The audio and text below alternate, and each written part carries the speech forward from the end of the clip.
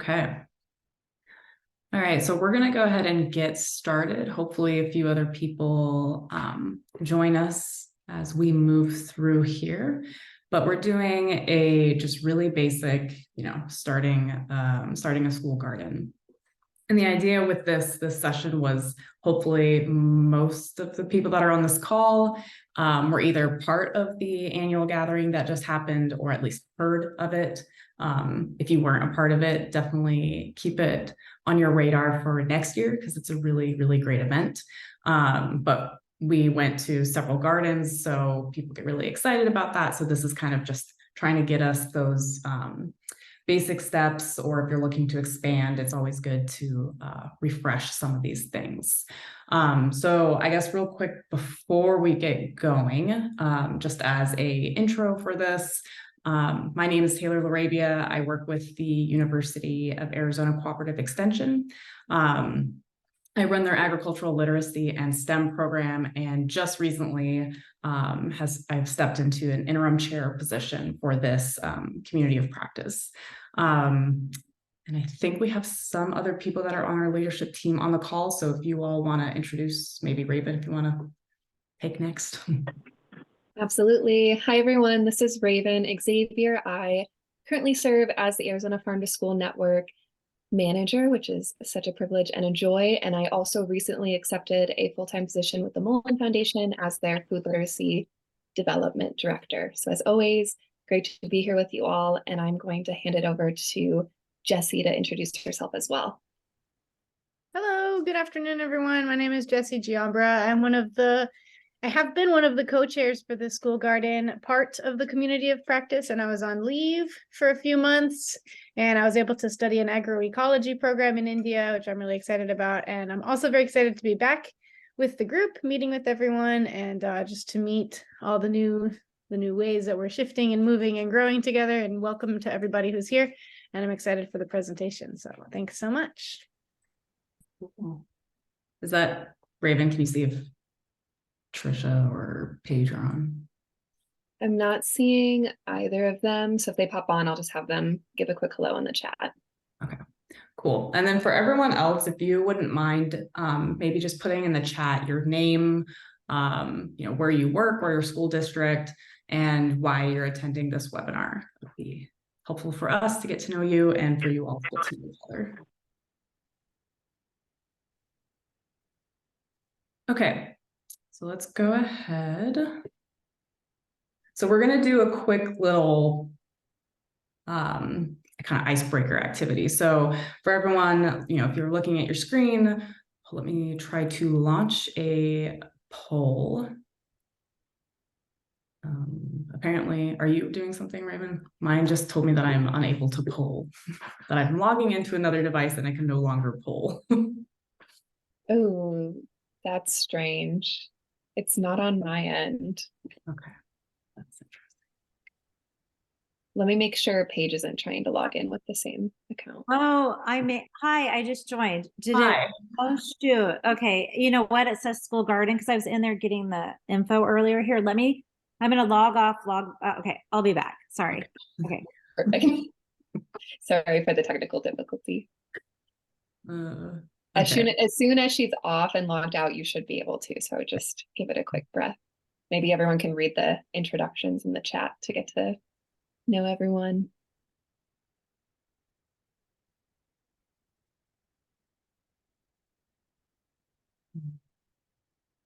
Well, we can just go ahead and it's still not letting me do the poll option. So it might have, when she logged in, kicked me off. Shoot. I'm gonna have her completely log out. I mean, if she logs in, is there a way we can do the poll through the chat? I could, but if she logs in, she could also probably do the poll on her end then. Okay, I'll troubleshoot on the side with her. But let's just, now that we're going through our introductions, and thank you everyone for doing that. This was just really to get us thinking about what school gardens look like. So if you want to just look at the picture there, and there's all the different different pictures of things growing. Which ones stick out to you as a school garden? Which ones maybe, you know, when you see it, you're like, that's absolutely a school garden. Other ones, maybe not. Maybe you haven't looked at that as a school garden before. How do each of these different pictures, you know, speak to you? Could they be used as a school garden? Could they not? And why? And then if anyone, since we don't have the poll option, I was going to have us look at what everyone said, but if you want to just either put in the chat which ones you think definitely are school gardens or can be used as a school gardens, or ones you can even put maybe you don't know if it's a school garden, you're not, you know, not sure. Any comments?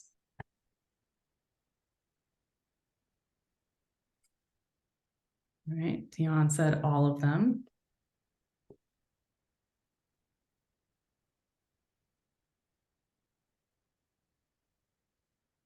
E and C.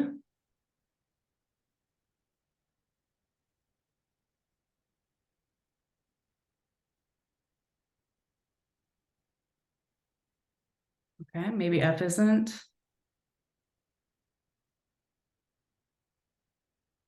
All question mark?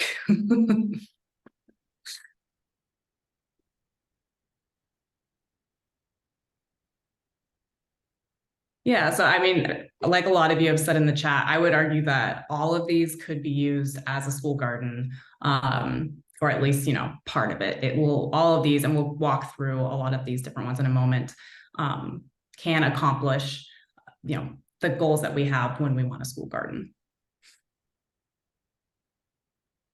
Thank you everyone for being flexible with technology.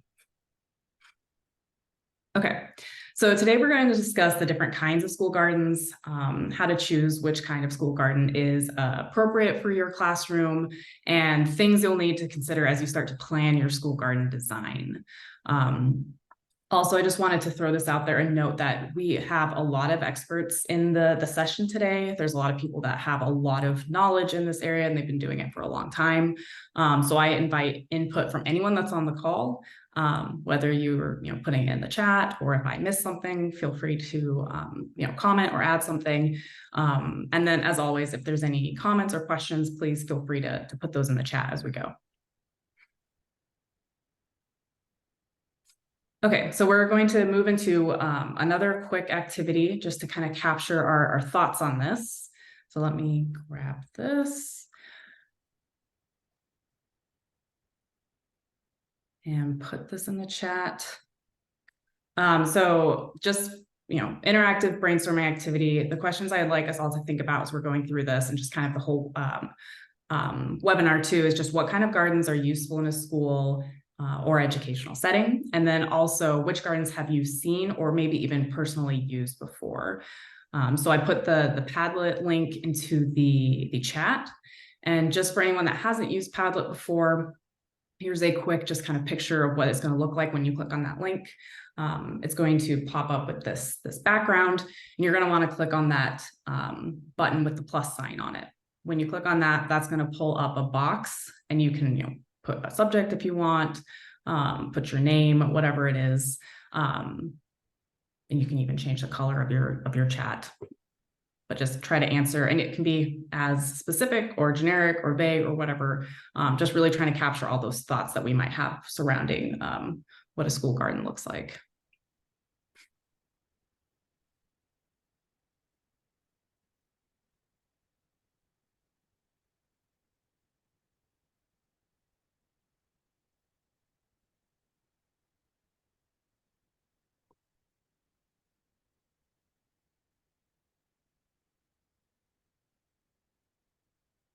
And we can also add maybe, you know, what kind of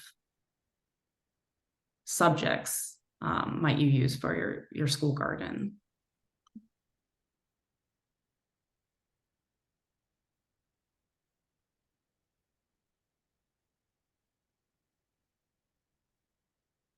So I'm seeing some things pop up. See something that says nature, anything where nature can be observed, can be educational, even just a seedling. Also gardens where students can participate in the cycles of gardening are excellent. as students can then learn to tend to the gardens throughout the season. Absolutely. It's kind of that place-based learning, right? And then useful school garden ideas, aquaponics, permaculture, in-ground beds, raised beds, hydroponics, worm bins, something growing anywhere on campus, inside or out. Absolutely. Yeah. And Dion's saying in the chat, tower gardens, aeroponics. Absolutely. There's lots of different things. See permaculture coming up quite a bit. Tomato volcanoes. Sounds exciting.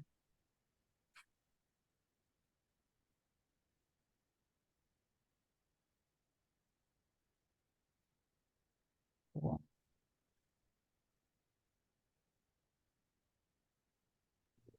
Yeah, I just want to chime in really quickly. That one is engineered by a local nonprofit. I won't share much, but you can literally plant a tomato plant in the ground for 2 years and put it in like this metal volcano, and it'll just grow and trellis around it on the ground. It also helps with weeds, and you can pick from it year round. So I'm looking forward to hopefully installing some of those in schools. That's awesome. Thanks for sharing. I've never even heard of that. Cool. Okay, well, thank you everyone for adding to that, but we have a lot of, definitely a lot of patterns, a lot of similar ideas and concepts coming up. So we're gonna go ahead and then jump into looking at different types of gardens, things that we've already talked about.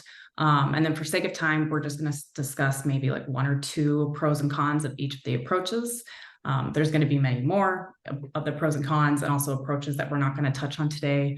And then one thing that I'd like us all to think about as we're moving through these is just thinking about how each garden approach might look or operate if you start involving your students in the planning process. So just keep that in the back of your mind as we look through these different things. Okay, so moving on to our types of gardens. And for me, when I think school garden, the first one that pops into my head is the raised beds. This is usually what we see in pictures and videos. And they look really nice, and there's definitely a lot of pros, but the ones I have on here is, they're above ground level, so there's less bending over. It also creates, clear boundaries, so you don't have your kids necessarily, there's still a good chance they're going to climb into the bed, but it makes that a little bit less likely. There's clear boundaries that they're not going to tromp through and step on, your seedlings or plants and break anything. One of the cons, though, is that it is pretty expensive infrastructure to get this all set up, right? You have to pay for the beds. You have to pay for all the soil that's going into that. It can be pretty expensive. So moving on to the in-ground beds. Some of the pros for this, right? You're allowing for more space for your plants to really, spread out their roots, especially if you're doing some sort of perennial or your permaculture beds, things that are going to be there for a while. A con for this is that, even though you're not necessarily having to worry about building up those beds, like the raised beds, you don't have to fill them up with soil. If you're at a school that maybe that area has been used for something else, the soil's been compacted, the soil is not very good quality, it might take you a while to build the soil up before you can have anything growing that's quality in there. So that, would take you a while to then be able to use your garden. Okay, so terrarium. So this was one that was in that picture and that first little opening quiz thing. It's not necessarily one that jumps out when you think about school gardens, right? But there are still some pros to this approach, especially if you don't have a lot of space, right? Or a big budget. So the pros for this is that, it's small and contained. Students can see the soil layers, they can see the roots. If there's any other ecosystems going on, they can see it right there through the container. A con for this is, obviously we're very limited on the kinds of plants that are grown in the classroom. So you're not going to be able to grow, you know, all of the different things that you'd be able to grow in an outdoor garden. Another approach you could use in your classes is the window gardens. So these are, you know, really cute. They look nice. You know, one of the pros is that it doesn't take up a lot of space and the students can see it similar to the terrarium. They can see it without even having to leave their classroom, right? It's right there. They can interact with it throughout the day. Con for that is that at plants, especially if there's not sufficient lighting, they can become leggy, right? So, and then once they're too big, if you don't have another area to plant it, now you've run out of space and that's kind of the end of that, the garden there. Okay, so these ones were brought up, right? The aquaponics and hydroponics. So for those that don't know, the aquaponics is the one that has fish used in it and hydroponics don't. So aquaponics, the pro for that, one that I just put is, you know, it's a convenient way to also showcase animal agriculture, right? You have the fish in there that you can use for part of your curriculum or lessons. It's also water efficient compared to some other systems you might use. The con for this, you know, it's a high setup cost, right? That infrastructure is pretty expensive. And, you know, same for the hydroponics. The hydroponics pros, it's a fast growth rate. It's great for if you don't have access to outdoors, right? If you need to have it inside, you don't have a lot of extra land outside your classroom. This would be a great way to have those crops growing in your classroom that your students can harvest and still get that agricultural and food system lessons that they might need. But like the aquaponics, the cons is the high setup costs, expensive infrastructure to get these going. Also, some of them, if they are reliant on electricity, then if you ever have a power outage, that becomes something that you're going to have to worry about.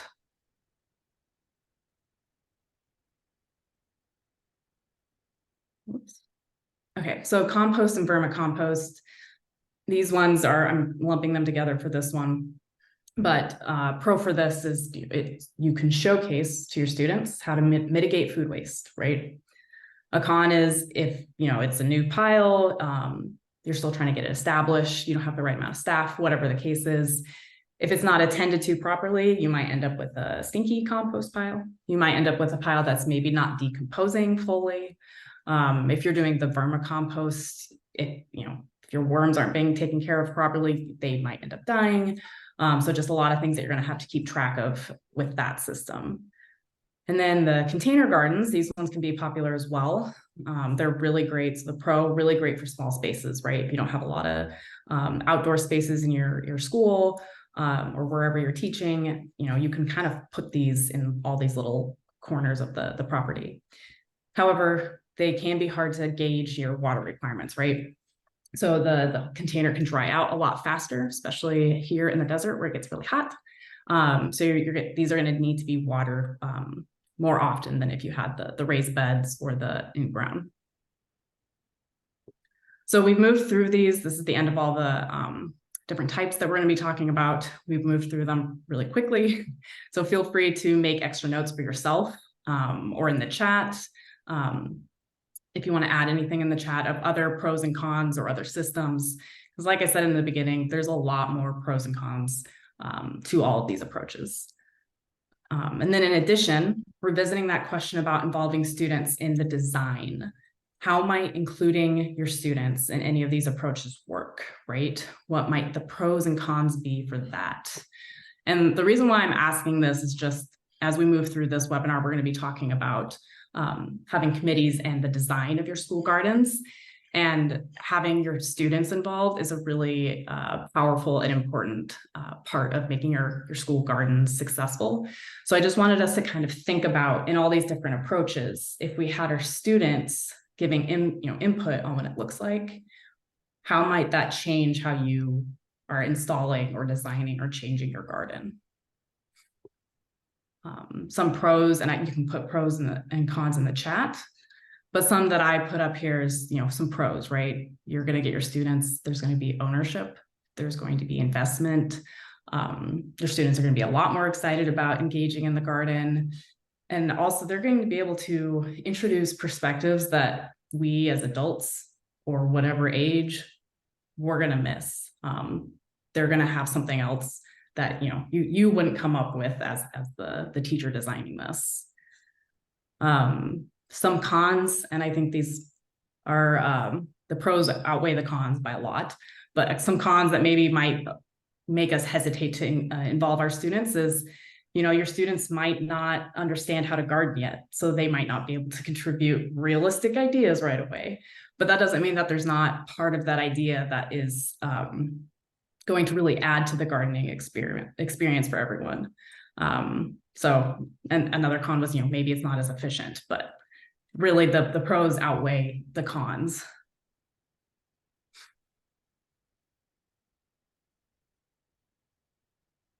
Yeah, exactly, Raven. Yeah. Okay. And again, if anyone has any questions or anything, feel free to just either interrupt or, unmute yourself or put something in the chat.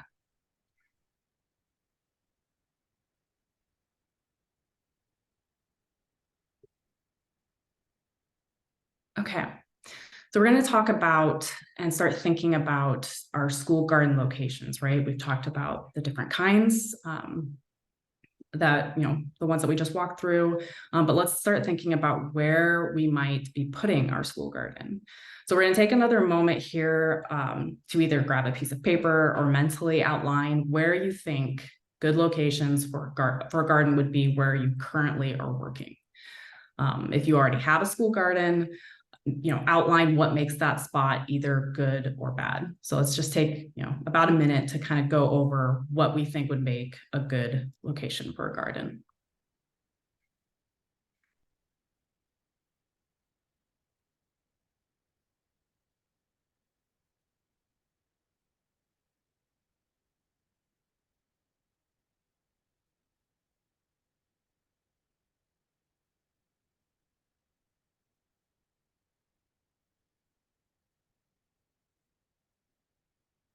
Okay, Jesse said somewhere sunny, but with a little bit of tree shade, so it's cool enough to actually enjoy the outdoors.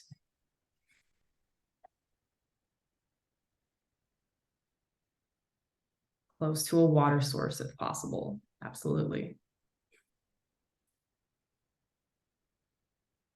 Anyone else? Anything goes. Whatever you think is good, or you could put things that you think would be bad in this if you would like.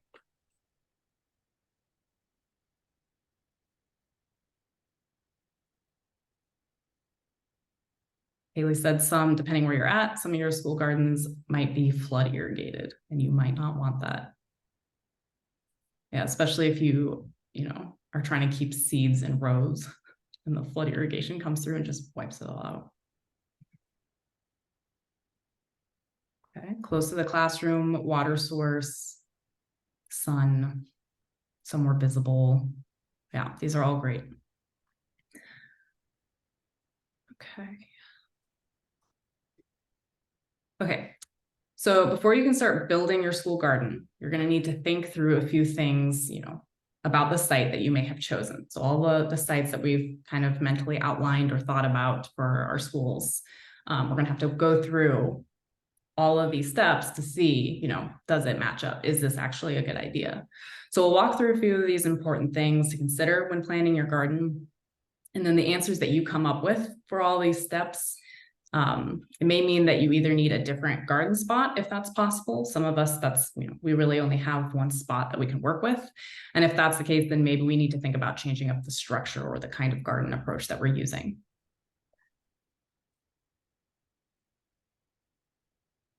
Okay, so Raven already said this one in the chat, but proximity to classrooms, right? So if it's possible, having your garden in a prominent area of the schoolyard, this will really increase, involvement with the classes or the teachers even for that matter, and also decrease the possibility of vandalism.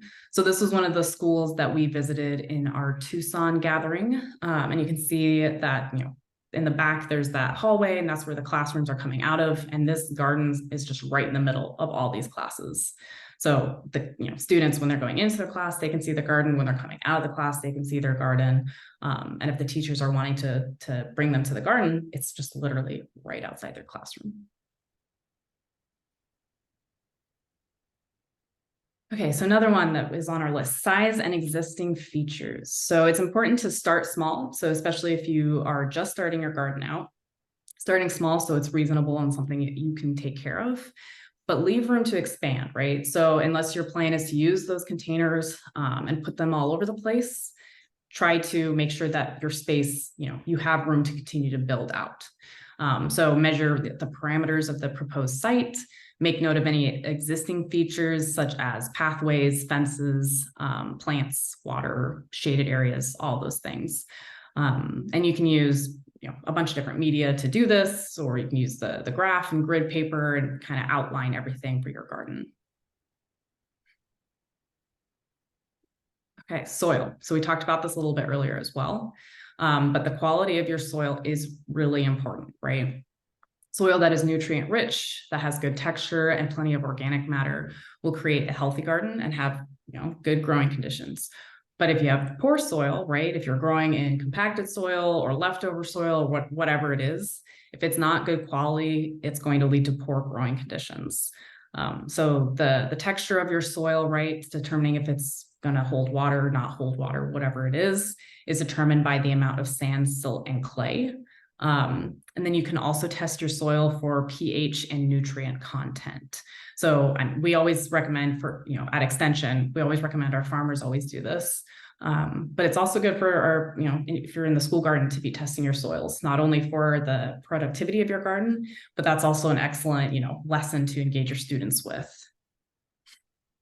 There's a lot of do-it-yourself kits that are available at a lot of, garden centers, but I'm going to pop in a link to an Extension publication that has a list of different labs for both soil and water testing.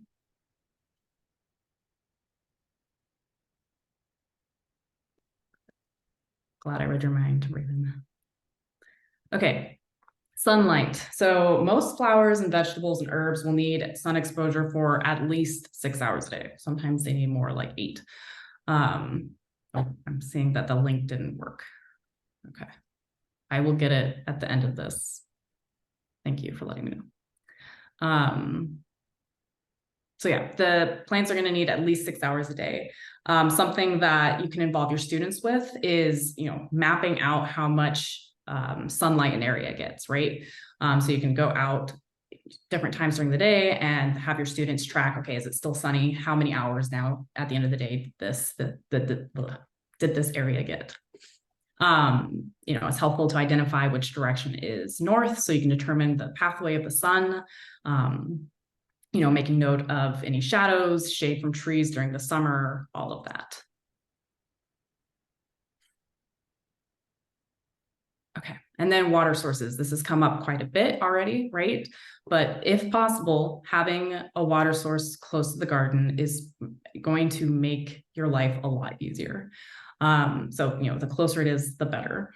So also, even if it's close, considering the various watering methods, different ones will work for different lessons that you're doing, but having watering cans, garden hoses, drip irrigation, overhead watering, all these different things exist that you can use in your garden. However, the drip irrigation is often going to be, most water and time efficient. It's going to take more time and money to install. And it'll probably require, if you don't have a timer, it'll require, turning it on and off at specific times. But if you do install a timer, this will save you a lot of time because you're not going to have to come back and water the garden during your breaks or on the weekend. But again, this will be an increased infrastructure cost, but in the long run, I think it's worth it. But then, like I said, it depends on what you're trying to teach and what your lessons are, because including watering cans, especially for the younger levels, can be something that's really rewarding and engaging for them to, go and water their plants. And then on the same note of water drainage, or water is the water drainage. So making sure when you have your site, observing where the water sits after rain, or even if you have sprinklers or something, just going and observing that spot and seeing if there's any puddles, because you don't want your garden in a consistently wet, low spot. So take notes of where puddles or the water drains out quickly. And that should be okay, unless you're on a slope. because if the water's always draining out, that means your soil isn't going to be retaining the water that it needs.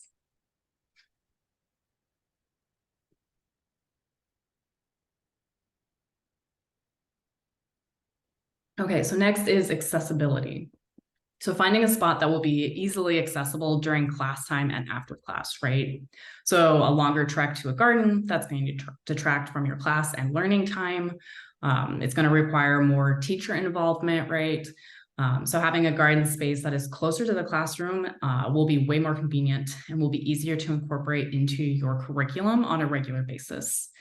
And then in addition, making sure that your pathways in your garden are ADA compliant. So we're getting all students in there. And then also having, you might have your raised beds or in-ground beds or whatever, but making sure that you have areas of growing that don't require your students, all your students to be down on their knees, right? So if you have any students with any other disabilities, or they need to be in a wheelchair or whatever the case is, you're creating an environment for them to still be able to engage in the garden. Okay, so security and safety. So there might be a perfect spot outside the schoolyard, right? But avoid choosing a space near a heavy traffic road or close to other potential hazards. If possible, choose a spot that is within sight of classrooms. So kind of like we talked about earlier, having it right outside the classrooms is really the best option, but I understand that sometimes that's not really plausible for all of us. But if it's at least within sight of the classrooms or the neighbors, so it can be easily watched, is really a good way to plan that. And then also having fences, right? I mean, I think it's nice to have something that's open to the community, but sometimes you need to put in those fences just to protect the garden and the students, either during the day or, protect your equipment and everything on the weekends or during your extended breaks.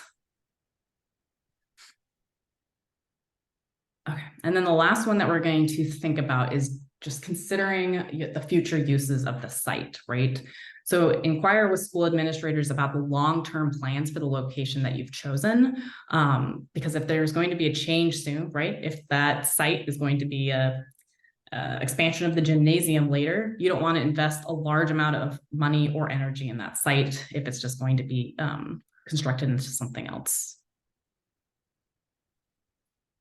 Okay, so we're going to move into our next section and we're going to focus on garden committees. This part I think is really important, and it's often one of my first questions with the teachers that I work with is, do they have a garden committee or a labor plan? So kind of answering that question, are they necessary? I'm going to say yes, they're definitely necessary. Your committee is going to help you figure out important components. So things such as identifying garden goals, helping you link it to curriculum. They can help design the garden itself. And again, we talked about our students helping us design something and putting things in that we would miss. Our committee members can also do that, right? We all come in with a different perspective and a different background, and there could be something that would be incredibly useful and important to have that we might miss, but because we have a committee, now we can incorporate that. Our committee members can help us identify supply and funding needs, and also, maybe they have connections to help us with those supply and funding needs. Our committees help share the workload, okay? So often if a school garden rests solely on one teacher, the program struggles because it's going to be too much work for that teacher and burnout's going to happen. Your committee can help you outline a labor plan, right? So in the beginning, figuring out who does what, when, what are your responsibilities? Often if the original teacher that started the school garden leaves, right, for whatever reason, the program will usually die if everything rests on that one teacher. So this is why it's so important to have your committee. If you have committee members from the beginning and get them excited, they're going to feel ownership, and they're going to be invested, and they're going to want to keep that momentum going for the program. So starting your committee before you start to identify members for your committee. Good question. We can take a moment for that. Raven's asking if anyone on the call currently has a garden committee that they're working with. or if they've implemented that, if they've thought about that.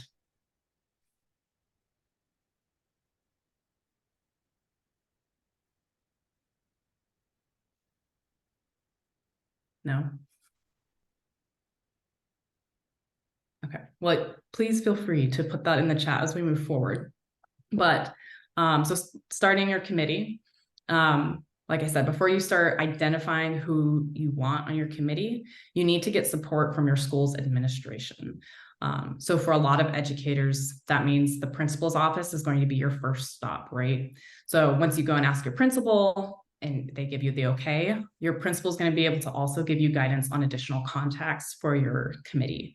So they might suggest people like the superintendent, the school board members, local government officials maybe, or sometimes even state and federal legislators. You don't know. There's going to be a lot of different contacts that would be great for your committee.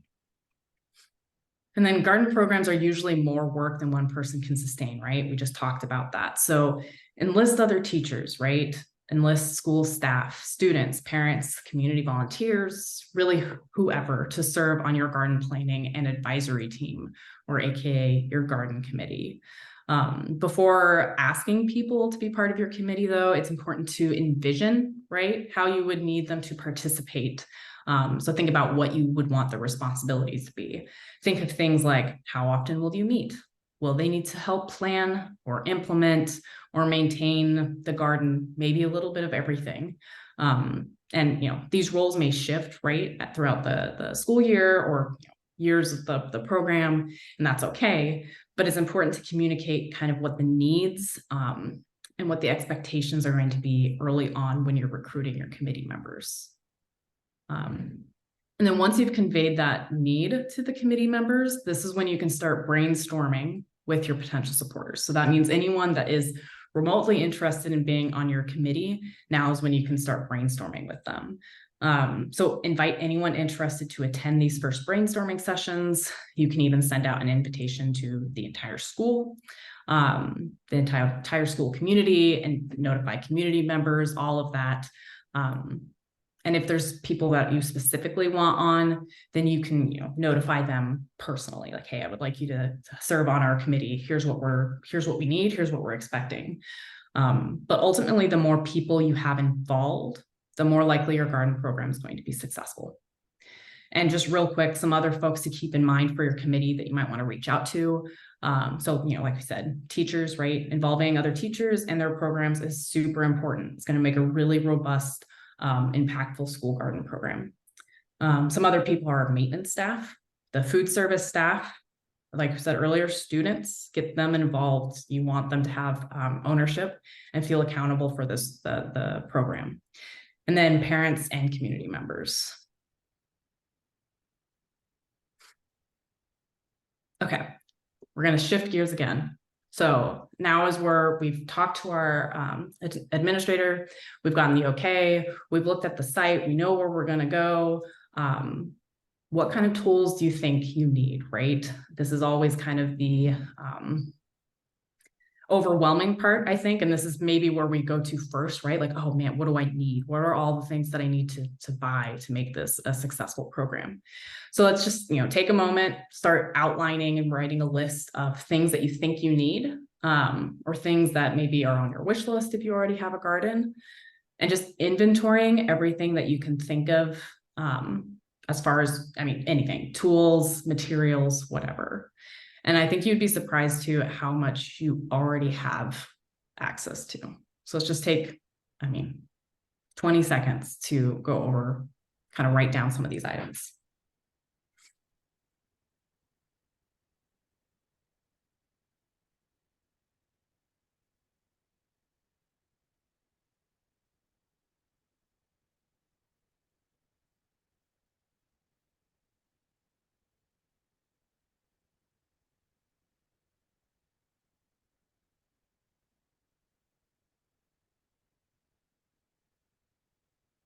Okay. So here is a really cheesy cartoon list of some basic items that you might want or need for starting your school garden. And this is something that we can email out later if anyone wants this. But this list is also, just as a note, this is for those raised beds, containers, in-ground grow bags. This isn't necessarily taking into consideration if you wanted to do compost or you wanted to do vermicompost or aquaponics, hydroponics, any of that. But just, a real basic, when people think school garden, this is kind of the tools that they're thinking of, right? So getting some sort of growing container, whatever that looks like, whatever you have. So the beds, the grow bags, whatever. Making sure you have gloves that are both for kids and adults, right? Because you're gonna have both people working in this garden. Having soil and compost or fertilizer or both. Clippers, the Sharpie, so you can write on your row markers, that way you don't forget what you've planted. Having just those basic tools, the shovel, rake, hoe. I think hand trowels are really important. Not every kid needs their own hand trowel, right? They can share, but having plenty of those, because it's an easy tool, it's small, everyone can, hold one of these. Wheelbarrows, the watering cans, measuring tape. So that's with the idea of if you need to measure specifically what you're spacing out your plants to be, right? Or if you're in a math class, you're a math teacher and you're wanting to incorporate taking measurements of how tall a plant gets or how big their leaf gets. And then seeds, right? So if you have access to transplants, that's awesome. Those are amazing to have in your garden. But for the sake of, what's the bare minimum that you need for your garden, I would argue just seeds, right? And obviously there's so many other things and cool, toys and gadgets that you can have on here. But this is just some of the things that came to mind that I think for, you're just starting. These are your go-to items.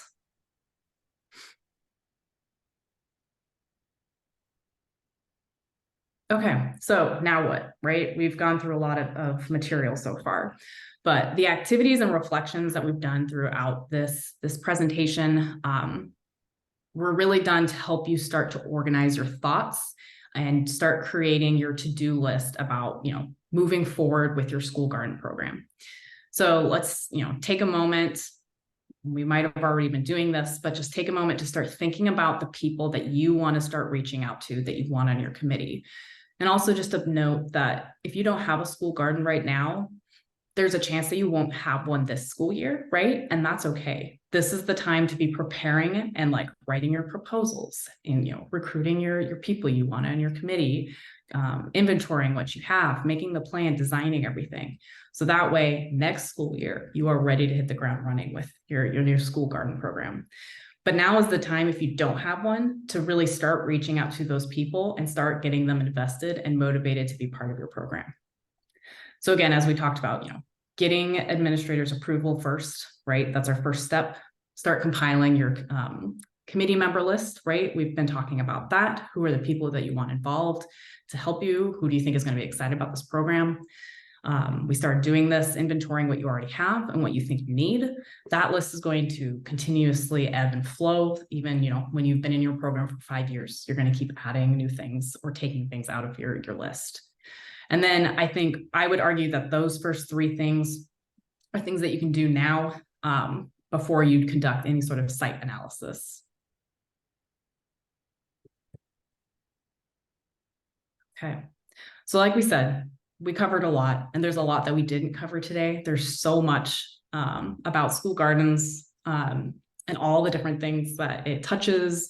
Hopefully we'll have time, in the future, in the coming months, to talk about some of those things. But we talked about just really those basic first steps. But I just wanted us to take, again, I keep saying this, let's take a moment. Think about the things that maybe you came here hoping you were going to learn and we didn't talk about it. Or, there's something that you really liked or whatever. These webinars, the community of practice, the network, these things all exist, to help you, to help the teachers, to help whoever is joining in on this call.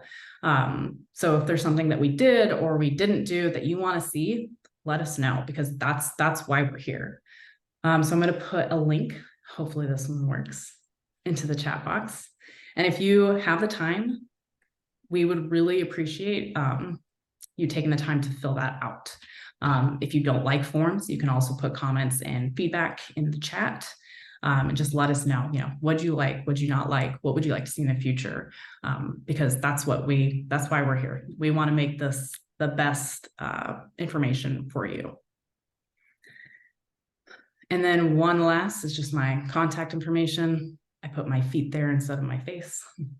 But there's, the address for the extension office, my email address, and my phone number if you ever need to get a hold of me.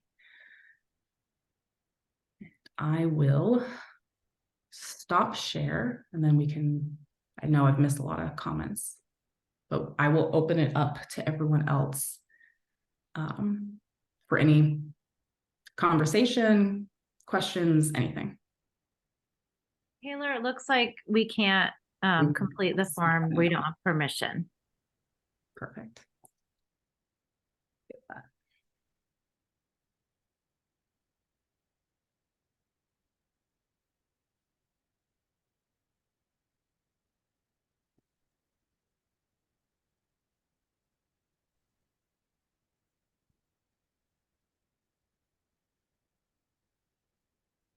Okay, let me know if that one works. And I will also get the lab.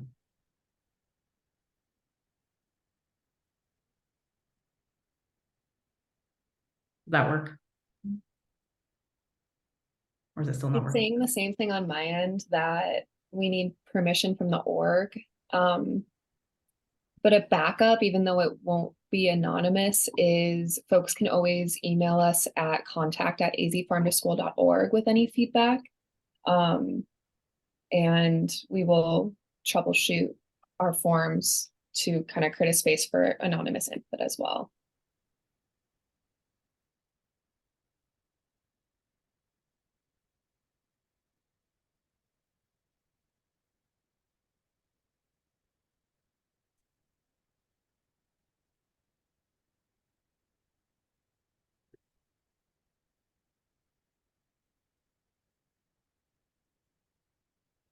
Oh, maybe Kaylee.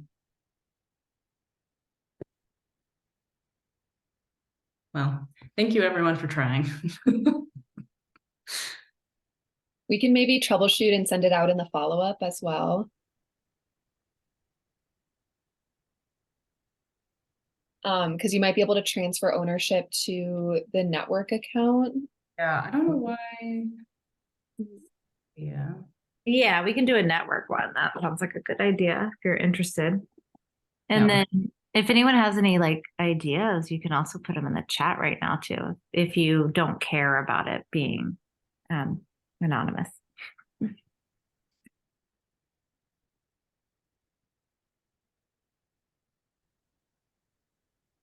But Taylor, I thought this was amazing. I haven't been in like a intro to school gardening session in a very long time, and I was taking notes for just my home garden that I'm already planning on. But I was wondering if you could share, like, I'm particularly thinking about the building of a school garden committee, and I'm wondering if you have any like successes that come to your mind in terms of recruitment for that committee. Like if people have put it out to the PTA or made flyers, like have you seen anything that's worked really well for schools you've worked with? Usually, so what I've seen so far, and I'm in all transparency new in this, so I will continue to get more exposure. But what I've seen too is that there's been teachers that have been kind of assigned to the school garden, right? Like the principal will want a school garden, and then the teacher, either one teacher gets started on it, or there's a group of teachers, and that's usually where the momentum starts, is they start talking with their peers of like, hey, this is what I'm thinking. Are you excited about it? And then it's stemming from there, but usually it's that, from what I've seen so far, is that first core of teachers. And I don't know if Kaylee, you might be able to answer that as well, because you work with schools. Sorry to put you on the spot. Yeah, I think that's something I'm still trying to learn and figure out also. I think a model that has worked is when the district has at least one person hired as a school garden coordinator. So then that person can also kind of help rally, but I know that's super rare and also a big stretch to make happen. So So I've been teaching forever, and my recommendation would be that if it's a teacher if somebody's assigned, or if it's a teacher just looking to garner support, I would think about all the resources you might be interested in having. And I would connect with somebody from facilities. I would connect, like you were saying, Taylor, earlier, connect with somebody from child nutrition, connect with, I would 100% think about having students participate in some type of committee. Somebody maybe like on the admin side. So it may just be like thinking about what you might want to have access to and trying to just have conversations with people to get them excited about it. And Maybe even if different content areas that you might want to integrate, depending on what the goals are. And Jessie might have some feedback here too, because I know she's been a teacher for a really long time too. For us, I mainly went through an after school club. So the consistency was there with the students. And then I went from the students to whose parents, who grows plants at home. And then, found out who was interested, and usually they would contact us. And as far as the teachers go, I think it's still a growing thing to get everyone kind of aware that there's so much possibility, but there are some PD opportunities available, and there's a lot of resources on the Farm to School website that I would definitely recommend. They're doing the Step Outside professional development right now that teachers can get paid for, and it's not too late to join. So that could be a way to say, hey, let's learn about outdoor education together, and then, come together around a committee. And then the other part was, like you said, Paige, in the comment, making a board presentation. I was able to work with the board. We had a district level committee. We just didn't really have a site level committee, but they were kind of evolving at the same time. So the more that you talk about it and the more you just share your intention, usually you'll find someone else who gets excited. And if you at least have kids and parents there to help you do the work in the beginning, you can usually attract one or two other teachers who feel a little more comfortable once you already have something established. I'll jump on that point as well, because it made me think of it, thinking about like learning about outdoor education together. And this isn't my wisdom. I'm gleaning it from Sarah Rabelli, who was previously the Farm to School coordinator for Prescott Unified. And in a session, this was a couple years back, she talked about kind of the intimidation of getting involved in school gardens. And a lot of times you'll approach people to help and they're like, well, I don't know what I'm doing. And her kind of pitch was that the school garden, it's not just educational for students, it's educational for everyone. And the beautiful thing about gardening is you learn along the way. You don't have to be an expert at any point. You'll gain that expertise over time by just showing up and being involved. So just wanted to add that point as well, if people are kind of nervous about not having the knowledge they think they need to have. I put that flyer in the chat for the Step Outside, and it's open to 200 teachers, and it's basically people who have direct contact with children, or if you have basically a school I think the conversation was if you have a school district email. But the great thing about this project is that it's a collaborative effort, and teachers or whoever participates get paid. It's $50 an hour for 38 hours. So it's great that there's professional development funding for it, and just something to consider if you're interested in taking a look.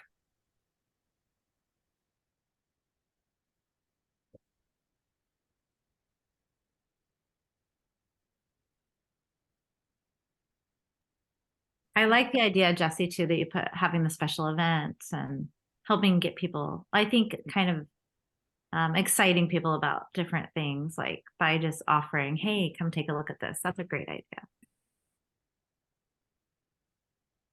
We have about 3 minutes left. Are there any questions bubbling up or just comments? I have a comment or something I could share out. I'm repping ADE today. I'm Paige, for those of you who I haven't met yet. And I just wanted to share that we've received some wonderful submissions for our school and community garden grant, and we've been actively reviewing them this week. So we're hoping to notify awardees soon, which is exciting.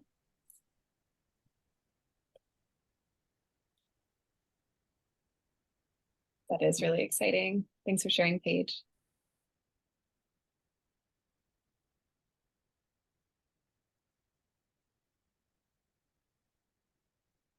All right. Well, anything else from anyone? Just a thank you to you for sharing all of this knowledge, and that was great. Thank you everyone for tuning in and listening and engaging. Makes it that much more enjoyable. All right. Well, cool. Well, I think that's it then. Yeah, hopefully we'll see a bunch of you all next month. Okay. All right. Thanks, everyone.